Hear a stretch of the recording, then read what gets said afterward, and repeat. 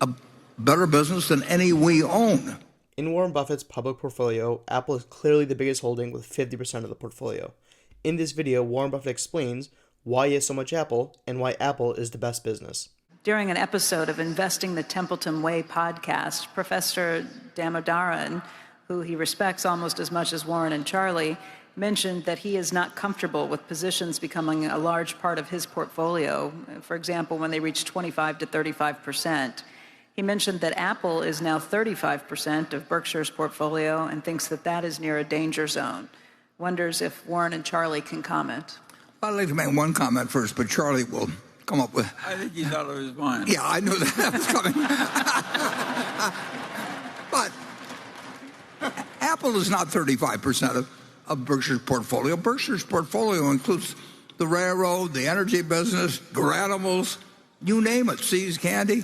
They're all businesses.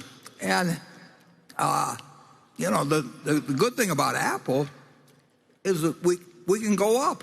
They buy in their stock, and instead of owning 5.6%, they got about 15 billion, 700 and some million shares outstanding. They get down to 15.25 billion without us doing anything. We got 6%. So we can't own more than 100% of the BNSF. We can't own more than 100% of Garanimals or See's Candy.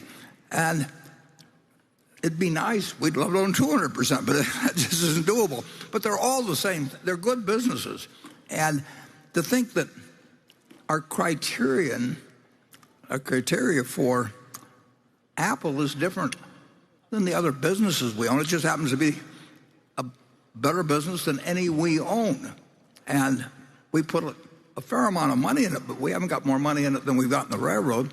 And Apple is a better business. Our railroad is a very good business, but it's not remotely as good as Apple's business.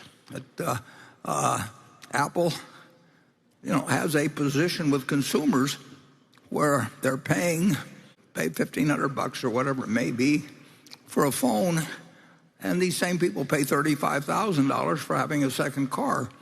And if they had to give up a second car or give up their iPhone, they'd give up their second car. I mean, it's an extraordinary product. We don't have anything like that we own 100% of, but we're very, very, very happy to have 5.6 or whatever it may be percent, and we're delighted every 0.1% that goes up. That's like adding $100 million to our earnings. I mean, our share of the earnings, and they use the earnings to buy out our partners, which we're glad to see them sell out too.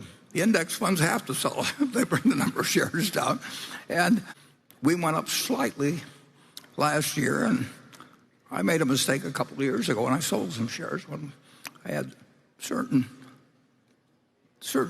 reasons why gains were useful to take that year from a tax standpoint. But having heard me say that, it was a dumb decision. Charlie, you've already given your comment about it, but we do not have 35% of Berkshire's portfolio. Berkshire's portfolio is the funds we have to work with. And we want to own good businesses, and we also want to have plenty of liquidity.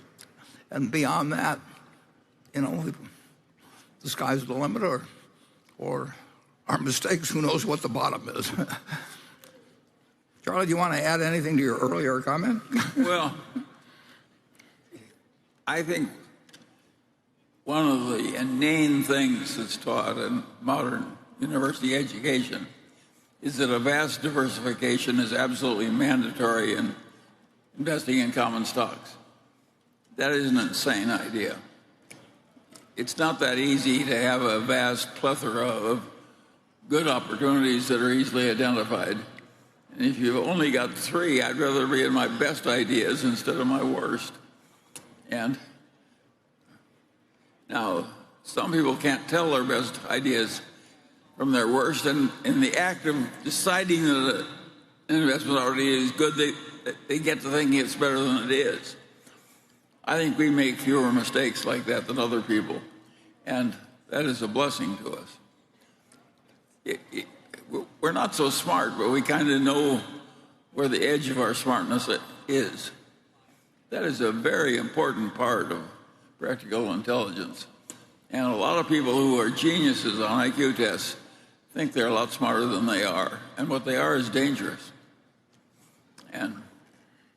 But if you know the edge of your own ability pretty well, you should ignore most of the notions of our experts about what I call diversification of portfolios.